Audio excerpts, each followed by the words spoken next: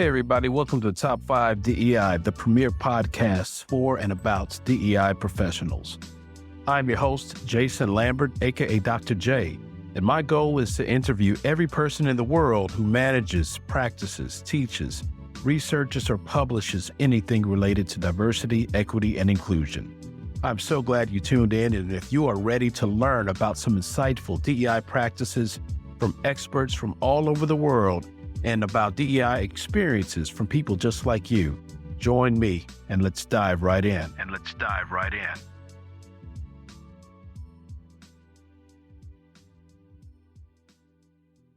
Hey, everybody. Welcome back to Top 5 DEI. I'm your host, Dr. J. So glad you could join us today.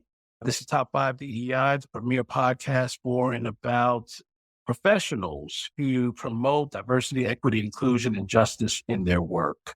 Today, I'm so excited about the guest that I have. I've known this person, can't even count the years. Let's say we met probably around like 10 years old or so at a birthday party. And then later on, we connected like in high school, and we've been best friends ever since. I'm excited. For those who don't know, we ask our guests 5 questions. And in the spirit of inclusion, they at the end will share their top favorite things. That could be desserts, food, beverages, and our guest today is going to share their top 5 MCs. And you love it. I love it when it's MCs, when it's hip hop. I'm from the golden age of hip hop, the generation. We created hip hop anyway. It's good. I digress. So my guest today, Aaron Ireland, has 7 years of experience in education, teaching grades from 4th through 12th in subjects ranging from science to history. He's also the founder of an academic and enrichment non-for-profit that offers exciting workshops and tutoring to young people and their families in Chicago. Aaron was born and raised on the south side of Chicago in a family that placed great value on education. His love for reading led him to discover lesser-known historical contributions made to society by his culture, which further deepens his love for learning. This led him to receive his undergraduate degree in Africana Studies from Tennessee State University in Nashville, where he focused on pedagogical approaches and other trends and policies that affect people who suffer from marginalization, as well as the many movements to end marginalization. He earned his master's in the art of teaching from the University of Chicago, studying critical theory and other progressive approaches to instruction/guidance and curriculum design. AI, the culture guy, as I call him, welcome back to the show. That's right. I was here day one. Yeah, he was on the very first show. It was like, I was telling him, doing this podcast, I was nervous. He came and he showed me some support. We did it together, but then as soon as we did that, I was late. Yeah, you were late. You were late for the very first, for the season premiere of the podcast, right? But then your stuff took off right around the same time. And so then he had no more time for me. He was doing big things. But, the show, in the spirit of DEI, we like to discuss professionals and experts, but we also want to be inclusive and really have an opportunity to give a platform to organizations such as his that are making a difference in under-resourced communities, because that is also a part of inclusion, a part of equity. And he and I grew up on the south side of Chicago. We know a lot about what inequity looks like across a city dynamic. When we look at how resources are distributed in different neighborhoods based on oftentimes what people look like, right? And so he's doing a lot with his organization to change all that. So AI, Aaron, I'm just going to dive into this first question. How did you get into your field of helping others and promoting social justice? Tell us your journey to where you got to where you are now, where you actually have an organization that makes an impact in leveling the playing field for the next generation. Sure. Hey, Dr. Lambert, thank you for having me. Thanks for everybody for showing up and coming today. I appreciate the platform. I really respect what you're doing.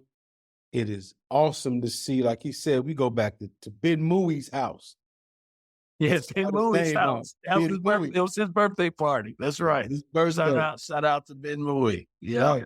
And literally, and that was it. And then we didn't see each other for a few years, and then we were in the same circles. Jaffer, That was your Yeah. boy. He was my Yeah. boy in the And we, neighborhood. So yeah, they're with me, all connected. right. We are crew.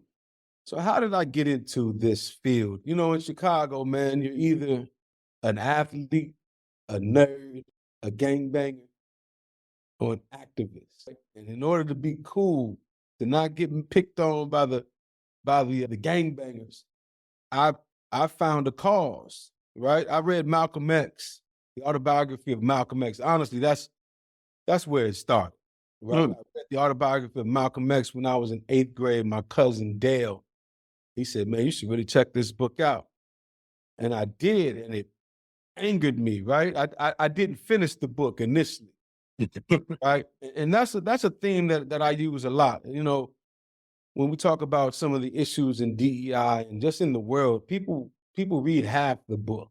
Yeah. And it's like it's a metaphor, but it's legitimate. Like you read half the book, and if you finished the book, the autobiography of Malcolm X, you wouldn't even call him Malcolm X. Right? His name was El Shabazz, right? And that shows a different mentality. He was no longer racist, right? He had made salat. He made prayer with Muslims who were white, blue-eyed, blonde hair, right? Which was completely opposite from what he learned when he was growing up. And so, you know, I think it's important to shed light on that aspect of his life also, which we don't do enough. It's still Malcolm X, and we get left with this angry man, right, who got shot, right? But No, you make a good point. he had shown a lot of growth. And by finishing the book, I was able to also, but I didn't finish it till later, right? So that's what started it, man. And you know, because you're surrounded, man, I grew up, I was in the Nation of Islam, Black Muslims, right? And I Yeah. was very angry, right? I remember we were younger. When we were younger, we would go up there, hop on the bus at 28 or something. We'd meet up there. We'd go to the temple up there. I was That's right, on Stony trying to Island, learn right? stuff, trying to seek knowledge. Yeah. Yeah, right. And so, Those are you the know, days. in the journey, it's okay, right? To figure different things out. My parents always were like, you know, we don't agree completely with, she would say, this Farrakhan stuff, right? Right. And I understand what she means, right? I'll never say anything bad about Minister Farrakhan because of what he means to so many people, but I can certainly see why other people, honestly, you know, some of his blanketed statements, right, can be harmful and hurtful to groups of people. But yeah, so you know, in Islam, man, I found, you know, a lot of African Americans look for anything other than the white image of Jesus to offer us some salvation, right? When the rhetoric is, man, for 400 years, y'all been waiting on this savior to come. And it's like, you know what? That's true. We have been waiting around. You know, what's going on with this? And then just the imagery of God not being looking like you. Right. What does that do to a group of people? The moral compass is skewed. My man Talib Kweli says, if I don't look like he said, wait, is that blasphemy? It has to be. If I don't look like my father, then the way I act is bastardly, right? So if I'm not looking like my creator, then there is no, I might not even consider being righteous, right? So I got into Islam then, and my Africana studies in high school, they used to call me pro-Black. Gerald Washington and them, they called me pro-Black because that was like my thing. You know what I mean? I was like, I noticed the inequities, and it gave me a cause. It gave me something to fight for and to stand on, and it was good for me, right? And it has served me to this day. But thank God that I finished reading the book. I'll say that also, right? Because when I got to college, I went to Hampton first, studied psychology. Left there because I was still a Chicago guy, right? And we still a little rambunctious, man. I had to leave there. I got forced to leave because of my behaviors. But then I went to Tennessee State in Nashville, Oprah Winfrey, just to give you some Richard Dents, right? In Nashville, Tennessee. And they had an Africana Studies department. And man, I was home, you know what I mean? And so there is where I studied the oppression of the earth. Paulo Freire, the pedagogy of the oppressed, books like that. John Henry Clark, Sheikh Anta Diop, the two cradle theory, to give me understanding as far as, the axiology of people, the environment that shapes cultures, right? Why do certain people behave a certain way? Is it that they're evil, or is it that they're products of their environment, right? Or just their ancient, if their ancient history, if along the equator, there's abundance. So if your field overflows with floods and your trees are gone, you come to me and say, "Hey, Aaron, I'm short on some peaches, man. I'm hungry." I'm like, "Man, give me some goats, man. We can eat all day." But if we're in different climates, it's like, "Man, I can't feed you, man. I just have just enough to feed my family." Right? Mhm. And so these are just philosophies that Yeah, help. different. Yeah, I Yeah. remember when I was younger, I kind of same theories like scarcity theories, because when you're younger, especially in the South Side growing up, you're trying to understand racism. Like, why does it exist? Why do these certain people always treat me a certain way, act a certain way? Like going to Ford City, being called the N word, or going into Bridgeport, that's communities we just couldn't go to. And so it's fortunate that you and I both finished the books, right? Because it's very easy to stop right there with these theories. But that's why they act that way. They'll always be this way, not realizing that, we're all conditions of our environments, but environments can change Yeah. and we have the power to create change, right? And then you kill allyship, and then you discount facts, like scientific facts, that we're all the same. We're all the same people. And through history, we developed different hues and hair textures and things like that. But especially with this new DNA stuff, everybody goes back to the Congo, right? I don't care. We all Australopithecus, right? Or Lucy. Right. We all have a Exactly. common ancestor, right? Well, So, we're humanity. Yeah. You can all yeah, have right. common So ancestors if you go back far enough. So true. we're cousins, man. So the thing becomes political, right? It's the way funds are allocated. It's race-based policies based in pseudoscientific notions, right? That have created our neighborhoods, our schools, the way that we Yep. think, our environment, like Yep. the friends that we hang with, right? All these things are diminished because of some old Mayor Daley, Joseph Daley, and his homies, their race-based philosophies Yeah. that were wrong, right? So Speaking of, this is a great time shout out South Side by Natalie Moore. I saw you posted that great book. yeah, right, It's right, because it really talks about that. Since you mentioned like some of these, yeah, for those who don't know, Mayor Daley, former mayors of Chicago, also part of what Chicago was called the machine because he was mayor for so long, he was able to hold power. But because of that, there were a lot of different policies, how people where they were able to live and policies based on race. And her and I book felt does a like great job of talking about how and why it happened. But anyway, I just want to put no, that out there real quick since to give people some more context about it because we're talking about Chicago a lot. I feel like Natalie's book, Chicago based. a lot of people say it's not race. I'm like, no, it is. It's race-based, right? It's these policies steeped in "you're darker than me." And fear, right. Yeah, yeah, right, Creating right, right, fear of right, somebody, right. right. Yep. Xenophobia, right, and all of that stuff. And it created policies that really are messing with the quality of life of people that I hang with, and Exactly. me, right, Exactly. and me, and all of that. So in Africana studies, like I'm an undergrad in Africana studies, and there's where I learned the intersectionality of oppression, right? Women, all races, women catch hell, right? Black women catch hell, right?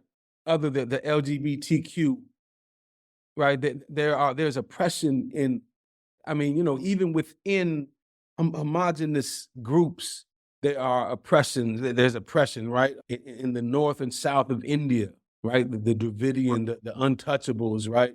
They are That's treated a certain yeah. way, right? And so it opened my eyes to humanity. And I initially asserted my Africanness. I still am a Pan-Africanist, right? Not to be confused with the Prince of Pan-Africanism, Dr. Umar, at all, right? He says a lot of things that I agree with, but it's like fish. You gotta Just spit like those this. bones out. He's Yeah. Say homophobic, some I silly think, stuff. and And some then other they start things. being, yeah. Yeah, and I'll just say that. I want to say that because that's not me.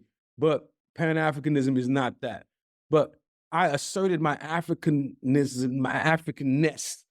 to just establish my humanity, right? They say, be an engineer, be a doctor. It's like we're surrounded by people who you have to reassert their humanity first so that they can then say, okay, I belong in these spaces. I am a thinker. I see other thinkers that look like me. I could do this. Wait, the first thinkers look like me, right? The first Right. mathematician, the Pythagorean theorem was, right? All these things. So Aaron, now, you make such a good point. it's You right, because know, we second guess ourselves, and that's second racism. ourselves. That And is that- the and- far yeah, internalized, right? that's the far-reaching hand of what we Yeah. used to call white imperialism. It's ever-reaching and it's a far-reaching hand, right? So yeah, so that's the path, man. And then I identified the front line in this fight as an academic one, education, and Yeah. so I knew I wanted to teach. We was always preaching to somebody, man, right? Preaching and teaching, but I wanted to refine that. When I got into the field, I had a lot of passion. I wasn't certified, right? I didn't have, so it's been more than 7 years, but it's all right. I've been in the field, even substitute teaching, man, maybe 25, 20 years right now. How old are we, Jay? 50 this year? Uh, I'm telling everybody. I'm 20. I'm 25, man. I'm just talking about. Yeah, okay, I don't know. Hey, I don't know either. But right. But what was I saying? I don't even remember what I was saying. Well, tell us some about some of the events that you're doing that Okay. kind of reflect a lot of where the journey has brought you, right? So what's a good accomplishment and a project, an event related to ways in how you promote equity in communities and what have you, right? Or what you're most proud of. And that's, I know you work on a couple of things. I know at least two things right off the bat. One of them is breaking the internet in our circle. And you can tell us about what you did this summer or whatever else you choose. Sure. So lotuschicago.org, we're Lotus, lifting ourselves through us, right? And the us is us. It's everybody who understands and wants to be a part of closing these gaps, the academic gaps that have not closed in over 50 years between African Americans and other groups, right? There's a reason for that. There's a big reason. We can get into one of the other questions, the reasons why I think one of the biggest hurdles. But so we have recently received our vendor number with CPS, Chicago Public Schools, which means that we can offer our services, our classes, our curriculum that we create and co-create with other partners. We can offer those in the city, in the school settings. We're also Congratulations. That's what's up. Awesome. Yeah, it's been a great year of growth and impact and learning, learning this space and figuring out some bumps, but light bumps, man, because we got a great, my board is filled with academicians and educators and principals and things like that. So they, the bumps have not been too jolting, if you will, right? But so we're in schools offering STEAM activities. We do. My partner Evan Sledge went to Michigan. It's a great year for Michigan. He's from Michigan. Between Detroit and U of M, I'm not a big sports guy, but he is for sure. But he's having a great year. But he's an engineer, and so he's got the STEAM programs going in a few schools there. And we also have a 3D animation and culinary and chess. We're doing chess also. But we offer a close reading, the things that haven't been picked up by schools yet. Oh, we're doing robotics also, like in the hood too, man. We do, some of our schools are the schools like the selective enrollment schools, but the mission is for it to be in all the schools, right? Right. But some they don't have the access to those resources. Right. Yeah. That's right. But as you and I know, having gone to these selective enrollments, man, it's everywhere, man. Like here you are still having some sense of imposter syndrome. When I got accepted to U of C, I was like, man, they just needed a quota. They just needed a black man, right? I'm in there second guessing myself. And then I'm in class, people are like, I'm adding on to the conversation, Right. a lot even, what I mean? I had to step back sometimes, but so it's just having to get over that insecurity, man, that sucks. It's really god awful, man, Yeah. How much more could we be doing if we didn't have to second guess ourselves for a second? And that stems from imagery, the media, a whole lot of things, man. If you ask other people Anyway, I mean, the way that Black women are represented in music right now. Oh my God. My wife as a nurse, Yeah. sometimes they don't believe the research that she's offering during the pandemic. And it's like, we have to Mhm. first prove that we're smart, right? We That's have right. to make that like, we have to say some smart things. And then people who use big words a lot of times are not smart. Yeah. It's many times. I mean, my wife, she'll recount to me when she'll give a patient some advice, right? Right. Patient kind of blows it off, doesn't want to do it. But then another nurse will come in who's not Black. And they don't necessarily have to be white. They could be, just Not Black. anyone but Black. Yeah. Now they accept the advice, right? Because of this higher condition to encourage to buy into. Yeah. And well, not just the United States now, but No, really no, all over the global. world. Tell us, what are some of the programs you offer specifically? Because I know some of them that you were doing very unique that We have like other programs you might say. an all women's chess program that was for girls, just for girls, and it's girls and women, beginners level. And we scoured during the pandemic. We scoured the country to find sisters and that's Black, white, brown, red, whatever, women, I should say, who could teach, who could play chess at a high level. And we found a bunch. It was very easy to find, right? It didn't take that long. So we have But isn't that so crazy? Easy to find, but when you know how we're conditioned with these gender norms, if someone were to think chess and woman, people don't connect that dot, at least not until that movie came out. I forgot the name of the movie, That Gambit TV or something. and you know what? Which was good. started It's good. It got more, great girls without all the interested. drug use. Like I didn't like that she Oh, needed yes, pills yeah. to focus. Otherwise, I would have my kids watching that, right?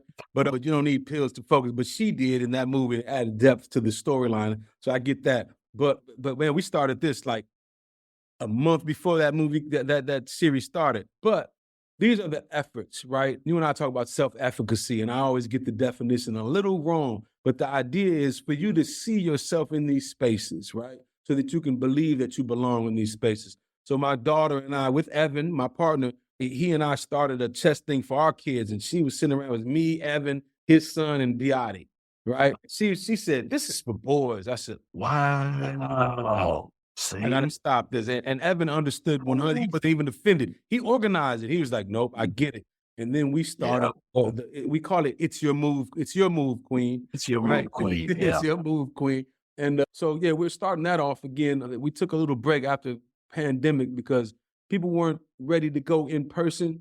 And, so Yeah. we're fully in person. We were just donated some space on the south side of the Jacob Carruthers Center for Inner City Studies. Jacob Carruthers is a Dallas native, but he lived in Chicago, and he's strong in the Pan-African culture. I didn't know he was a Dallas native. Wow. Dallas native, I man. just know him from Chicago. Yeah, right. Me too. Right? Yep. But so we're in there, and so we're starting that off. We're doing Okay. so we did a summer camp last year, and the idea there was, again, it's called Camp Flight, right? We offer a flight of activities so that kids can discover their passion.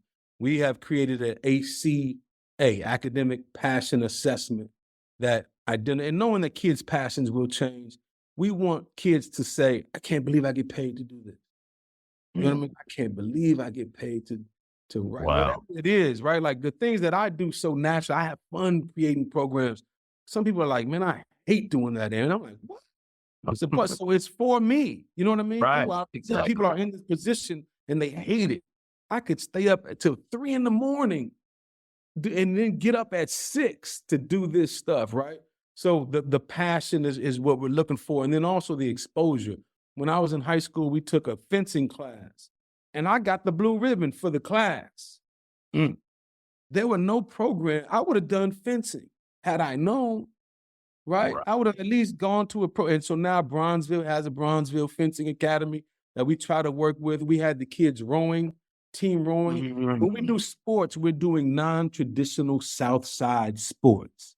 Right. So not just your regular basketball. There's enough. Right. And I'm not talking crap about that stuff. But it's saturated. There's no opportunity there. Right. So we took them team rowing. You could row to a PhD. You could row. You could crew. Right. Wow. Title IX too. Right. I heard of NPR podcast, and not that we're pushing mediocrity, but they said you could be a mediocre African-American squash player and get a full ride to Yale or something like that, right? And become a doctor, right? So just the idea, right? Like, there's other Options. ways. The options. There's so much money that's left on the table, especially, my daughter golfs, right? And Right. I don't know the figures. I'm not going to throw it out there and make up a number, but there's a lot of money just for girls, women's golf scholarships that's left on the table, and imagine if you had people like your program, exposing people to sports like golf and rowing and crew and squash. I mean, these different types of things. That money's left on the table now. That's another opportunity for people who really need it, that can change their life. Besides, as opposed to trying to play football, basketball, when it's everybody else is trying to do that, and you might get hurt, et cetera. Anyway, You're gonna get your head knocked around. And I always say the cure for cancer is being left on the table, right? There's some little sister somewhere who doesn't know that golf even exists or whatever, that there's a program, or doesn't feel she belongs, and that could take her to the science field where she would, work with, to find the cure for these diseases.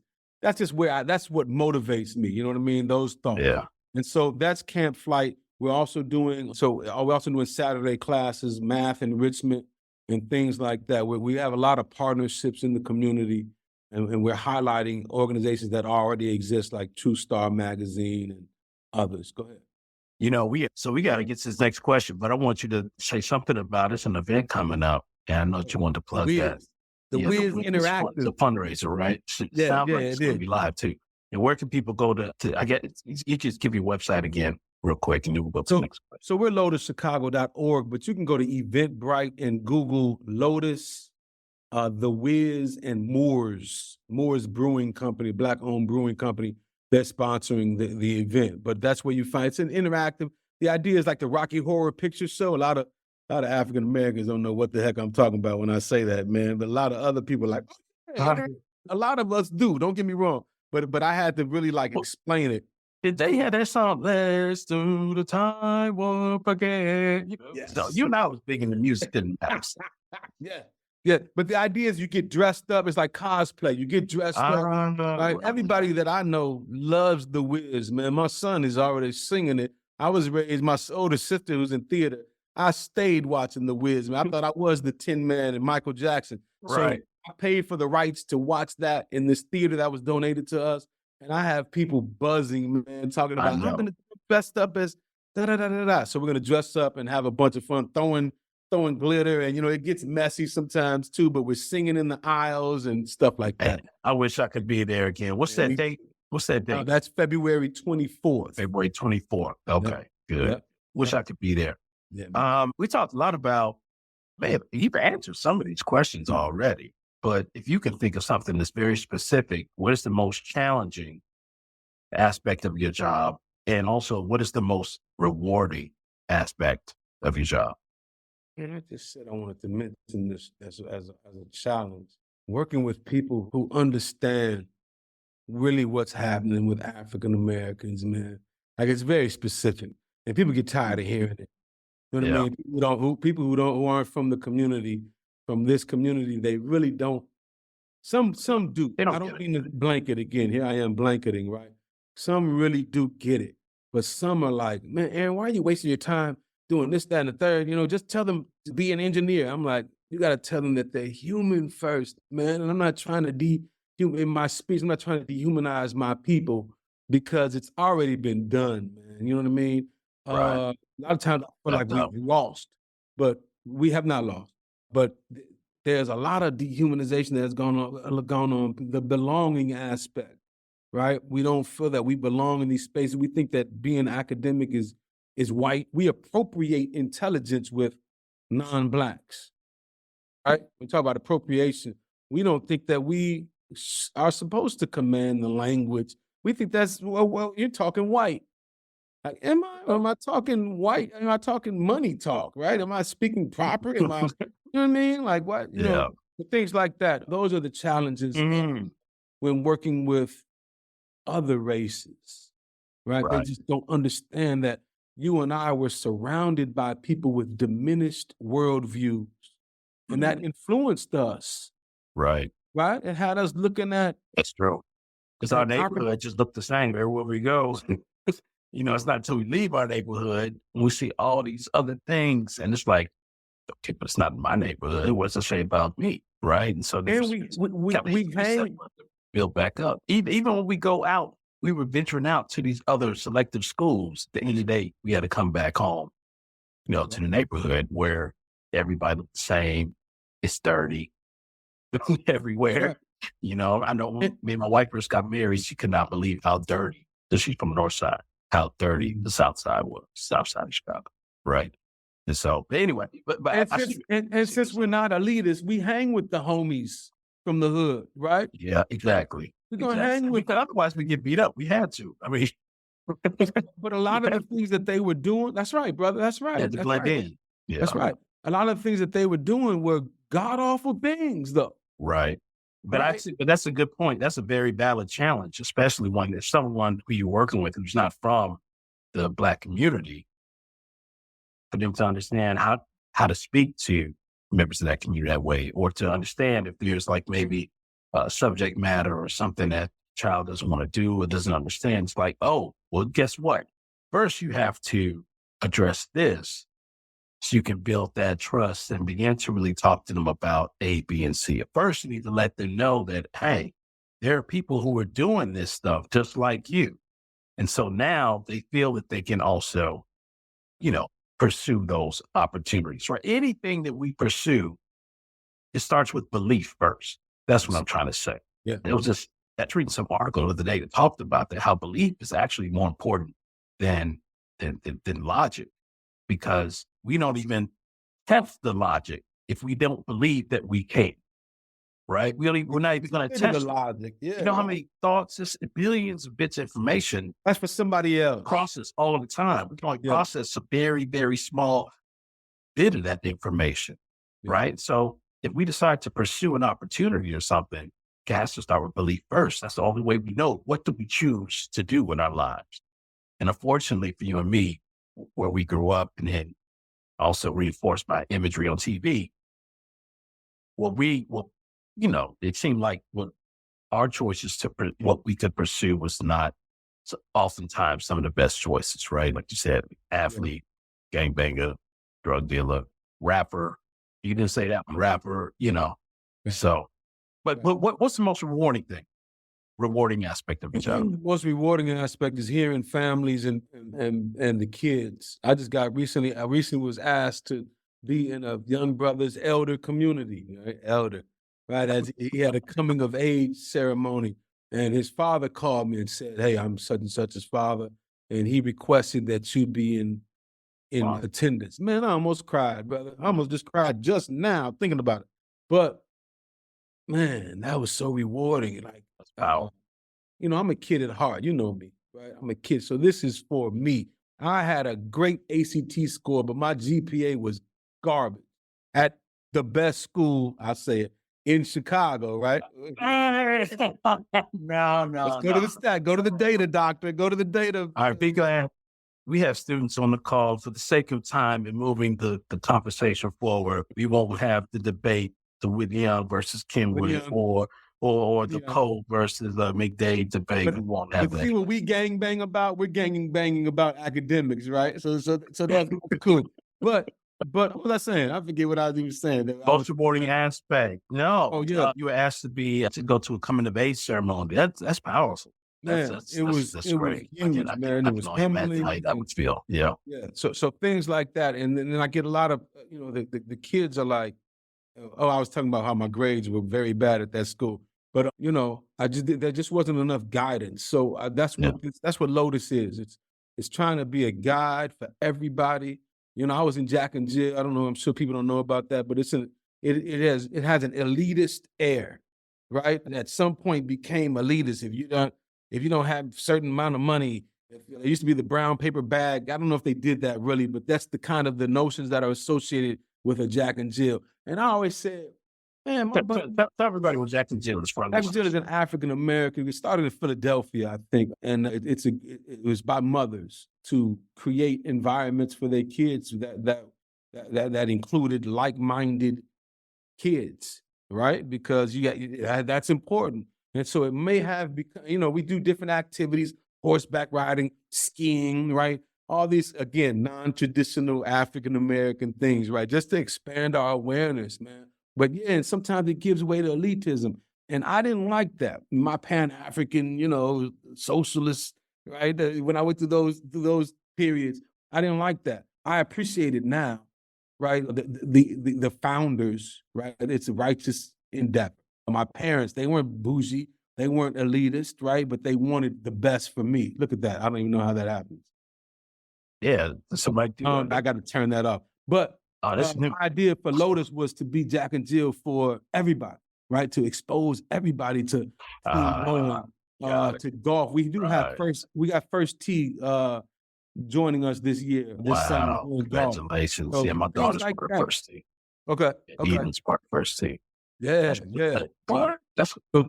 Man, we partnered with them and we're excited about it. So just to expose, What's a poor practice you witnessed or learned or observed that employees or professionals should avoid as it relates to DEI? This could be like, I know you're in education. It could be classroom learning practices. It could be business practices because you run and started a not-for-profit. This does very well. What's a poor practice you've witnessed that employees and professionals should avoid? I think that it's lacking. It's leaving it at race, right? Okay. Explain. Like you gotta like I said, I asserted my Africanness so that I could be a human again. Now that I'm human, what do humans do? Right? Globally, locally, what do we do? So I was in a DEI during the pandemic, right? When there was all going, everything, right? And there was a lady in there with us. She was African-American. And there was a brother from Ecuador who's darker than me, right? Who was talking about how he didn't defend himself once in a situation where he was being bullied, right? Discriminated against. And he started crying. And she treated it like his pain ain't our pain. I'm like, seeing that, yes. Comparing, what about is he's comparing people's pain, comparing people's discriminatory experiences, yes. It's ridiculous to compare, man. Right? It's ridiculous because it's just ridiculous. I'm not even gonna get into it. It's like just because he's not Black doesn't mean that he also experiences isms, right? Especially if you're in Ecuador and immigrants get it real bad in this country, in the United States. Oh, the immigrants are treated like they're not smart. Right. And they're invisible and everything. They speak 4 different languages. Right. Or when they're treated smart, that's the only thing they're treated as. But you can't be a leader. Right. You're not a social person. Right. You're just the smart person. A robot. Right? Yeah, you're just very monolithic and one-dimensional. Unfortunately. So I think that is it, man. Getting stuck. Let me set some research show. Yeah, okay. But getting stuck at race and not taking it full, not finishing the book, right? Not going to the human aspects that we all share, right? There's dignity that's owed to everyone, man. I don't care who dignity and the humanity. So that would be that. I know we're getting pressed with time. Sure. No, it's fine. This is the last question before we get to your top 5 question. And this is a deep question. I think only one other person has selected this question to be asked because it's a tough one. And sometimes my answers vary on how I answer this question. Do you believe that racism will ever cease to exist in the United States? I have to, man. I got to believe that. Otherwise, I'm packing up my kids and my wife, and we going somewhere to live in the Alps, in the hills or something. Just leave it all alone. You know what I mean? That's just no point. Live off that the earth. Didn't answer it like that. That's a great answer. It's like I I have. Otherwise, it's like, what's the point of the work that you do, right? You have to. I'm just making a buck then, and not Yeah. many bucks. Or be crazy because you're trying to pursue a goal that will never be accomplished, Right. right? I'm otherwise I'm just a Hmm. cog in the wheel. Interesting. Right. So there's got to be, and what is there beside after race? There's culture. Yeah. Right.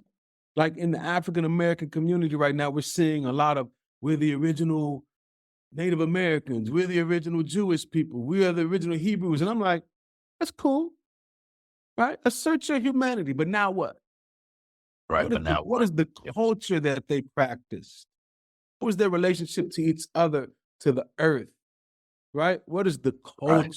So, and I had to learn that. I think you helped me bring that out also, Dr. Lambert. It's not always about race. When I was just getting into this space and trying to teach kids out, the cultural relevant pedagogical approaches. Pedagogical. I just heard somebody pronounce it recently. I've been saying it wrong for 80 years.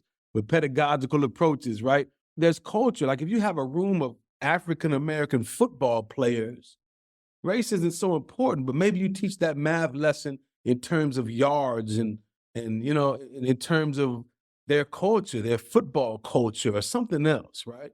It's not about race. And I had to learn that.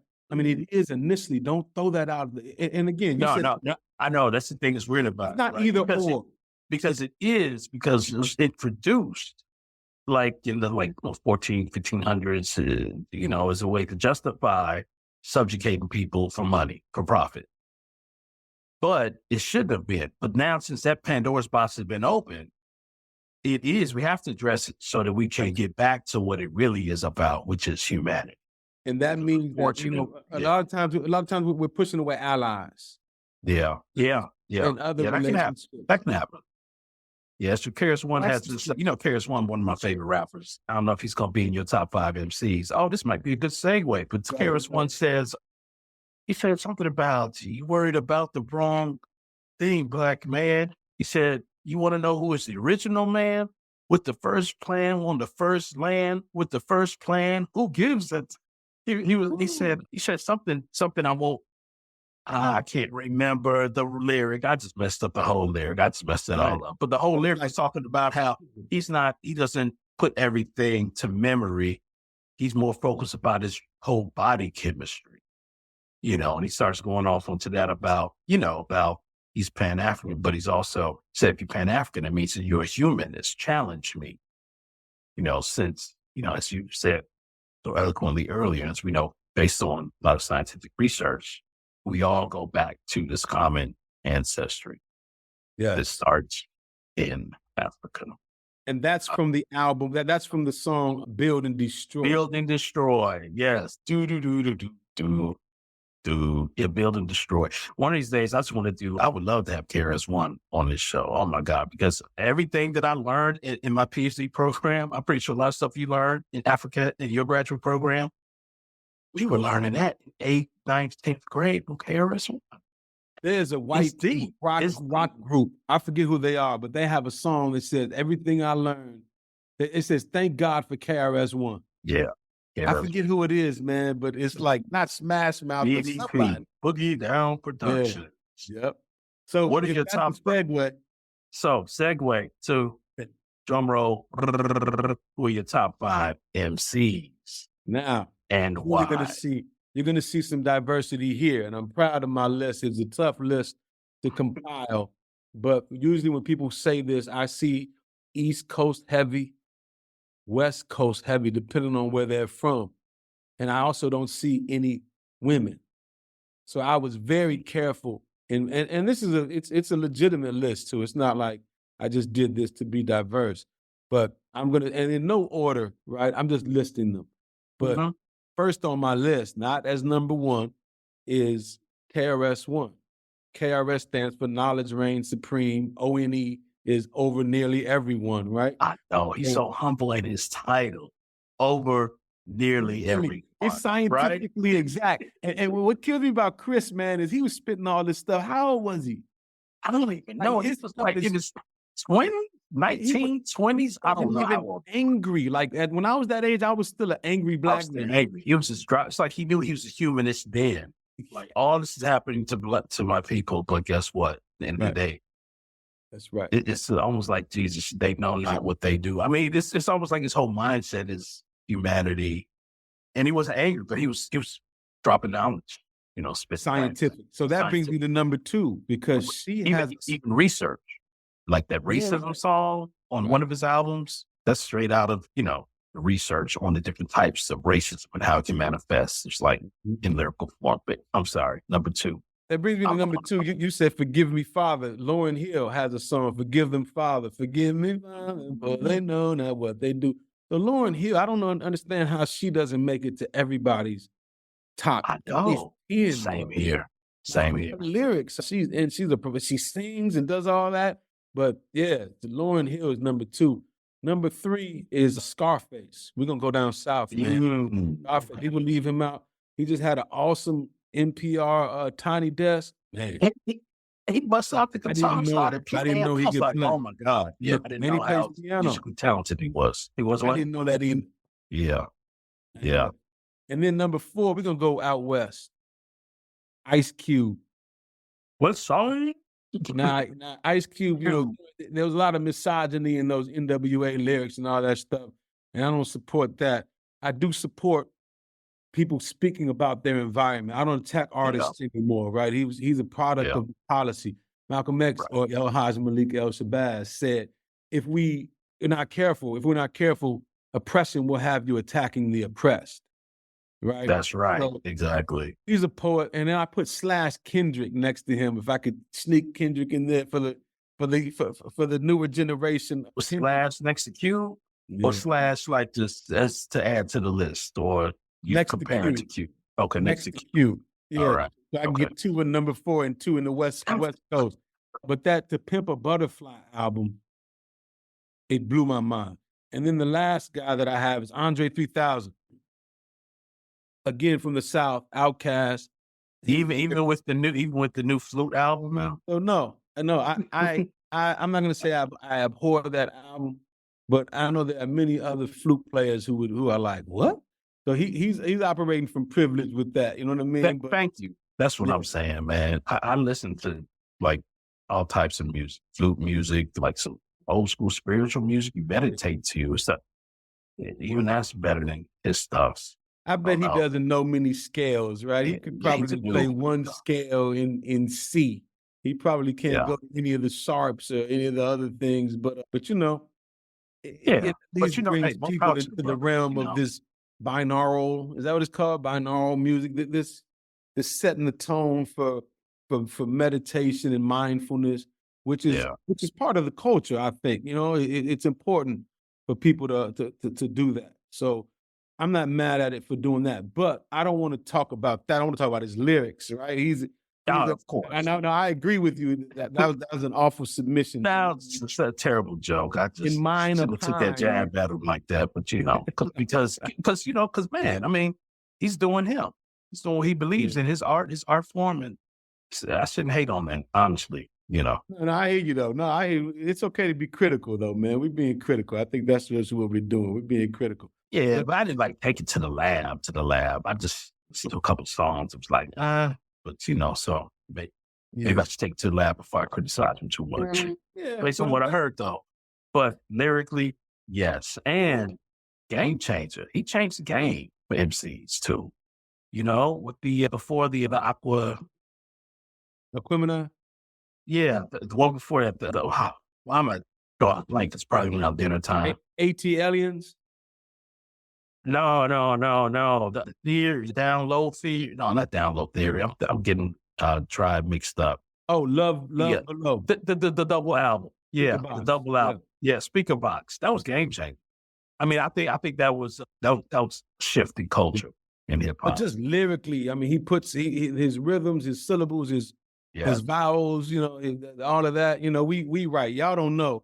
Their whole style of rhyming. Dr. Lambert used to be my producer. He used to make many a beat in Chicago in the basement. Yeah, back in the day. So we dissect lyrics, right? Yeah, we know lyrics, right? We know the style, tonation, alliteration, metaphor, anytime, we know the cleverness. So we hear.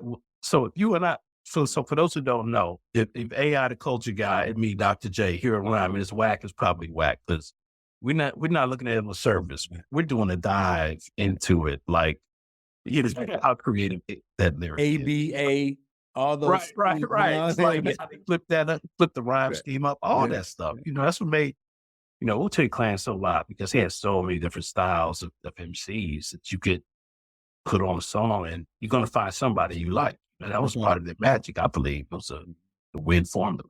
You had to win that one. Man, that's a good top five. I like that top five. I love it. I like the top five. Yeah. Okay. I can think of a bunch of others that I would squeeze in there on some. Now, I like Kendrick Lamar. He wouldn't have been on my top five yet, though. I think, but I'm old school too. I like people who have a lot of years in the game, but even though I'm sure he had years in the game before people knew who he was, though. That's true. But, And J. Cole, man, if I could just throw another. J. Cole. Yeah, I was like, how about you swap out Kendrick Lamar and put J. Cole in there? How about that? So Kendrick Lamar was really like a slash next cube anyway, right? Okay, I get it. So it's your top five. It's fine. Now I forget. Yeah, but there's so many that aren't gonna be on the list that should be on the list, man. Like Baby King Tut. See, people don't know about these guys and guys like Cypher Squadron, MCO Libra, and Rock MCO Libra. Look up Monastic Cypher on Amazon and anyway, them stuff. Hey, we don't have a lot of time. I just realized I'm doing all this talking. We still have an audience and we have questions, I'm sure. Yeah. So this time we're going to open up the floor. You can unmute your mic. You can share your video screen and ask any questions that you have. If you're shy, you type it in the chat and either I or Micah will ask the question for you. All right. Hey, Jennifer, how are you? Oh, I'm sorry. I've been trying not to use people's names on here because like you sign any type of release or anything. So, but sorry about that. Who wants to go first? Either of you have a question? I have a quick question. Yeah. Has Lotus ever done any group? I'm sure the answer is yes. Have you ever done any work with Metro Squash? I've had many meetings with them. We have not yet. So I want to do something still this summer with them. So, man, I'm glad you just brought that up because every day my list gets long, right? Jennifer, she's from Chicago, by the way. Okay. But that's why I mentioned squash earlier. I was specifically thinking of them, and they have a great program. They do tutoring. Anybody that's academic, it's all about equality, right? Equity, balance, right? If you're balancing your sports with your academics, I love you. Lotus loves you. So that's great. I used to be a tutor with them. I worked with them a lot back in the early 2000s, and I taught squash to a lot of the urban youth, and I was a tutor with them. I knew the former CEO, David Kay, very well. Yep, I used to play squash with Northwestern Kellogg. I never Kellogg. No. You're right up here. I'm in Northbrook right now. I just sent an email to Nicole Pinkert up there about something that she's doing. But great school, but squash is certainly one of those avenues, right? And for lack of a better term, I say that's scholarshipable. These scholarshipable sports, right? Right. Chess is not one of those. You can get a scholarship from a chess organization that might support you, but there's not a college-based scholarship. But squash, not for squash. Yep. No. But their rate, I think it's still a 98% rate where kids graduate college when they incorporate squash. You check out the website and stuff. Those are really neat organizations. So you mentioned doing activities outside of the box. I used to teach scuba diving to urban youth, and I did squash and tutoring. So I just wanted to share that. So here in Chicago, Jason, Jason's screen is frozen. It looks like right here. What a beautiful picture of him. But I don't know if he's out of there, but yeah. And Metro Squash is free. And my friend, she owns her own dive shop. So if you ever want to have free scuba lessons for your kids, just let me know. Yes. I can't wait to speak with you after. Thank you so much for that. And then there was another question.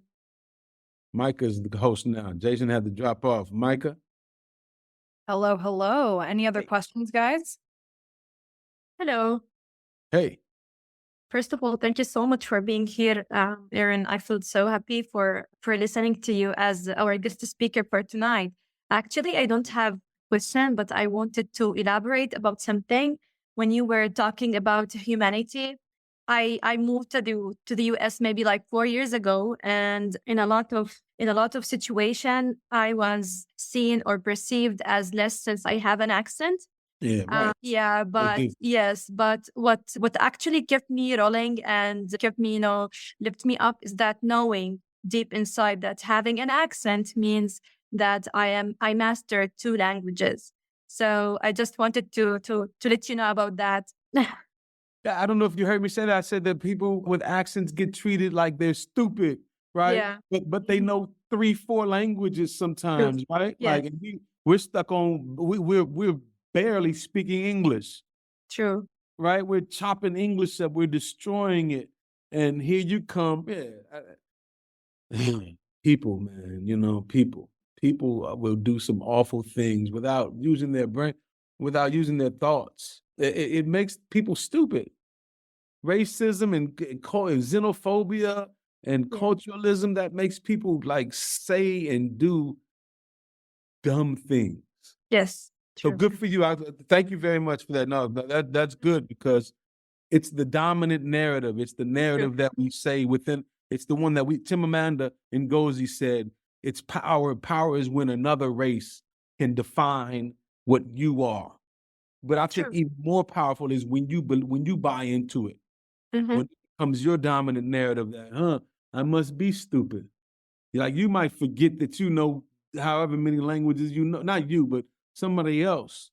And be True. like, man, I must be stupid, right? Everybody thinks I'm stupid and forget. Oh, how could I be stupid if I've mastered these languages? So thank you for that comment. I appreciate that. Thank you. And Sure. thanks for Thank sharing. you. I have a question. Earlier, you were mentioning a book that was, I think you said was written by a former Chicago mayor, maybe, and you went on to talk about how there were some policies in the Chicago area that were, in place and holding back certain groups of people. I'm not from the Chicago area, but I was just wondering, and I don't follow the politics, so I was just wondering if you could elaborate a little bit more on the specifics of what those look like. I'm just wondering if that translate to other areas as well. Sure, certainly. So the book was written by a friend of ours. Actually, she's I mentioned Alex Trebek said her name on Jeopardy, right? She was in the category. Natalie Moore. The book is The South Side, and they talk about the policies that I got to rap. The policies that Daley wrote for 20 years. Our daily dose, but those policies like redlining, restrictive covenants, Black people were not given home loans, right? And that's big wealth. I just sold my mother's house. And, if I sold it out here in Northbrook, I would have gotten much more for it, right? But it set me up. It allowed me to do some things by being able to sell that house. I was able to invest in the Lotus and some other things and put some money away, right? I was on the call this morning with a group of people who are African Americans and they want to give us money. They want to fund Lotus. And they said they're countering like when you do venture capitalism, the friends and family round. We don't have the friend and family round a lot because our friends and family don't have generational wealth that one acquires from owning property and selling it.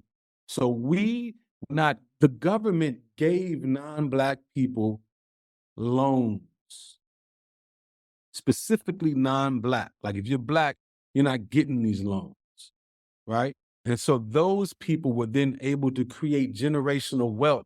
So if this kid has a business idea, they can sell the house or put it, or get a loan on it and invest in their business idea and make more money if the business is good, right? Or they could sell the house and have money, have a nest egg.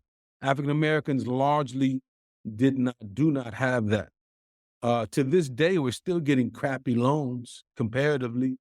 It's still happening, So those are some of the examples that I'm talking about when old man Daley, Jay Daley, back in the I don't even know what 40s, 50s, 60s, maybe something like that. I'm sorry, I'm wrong. I should know that.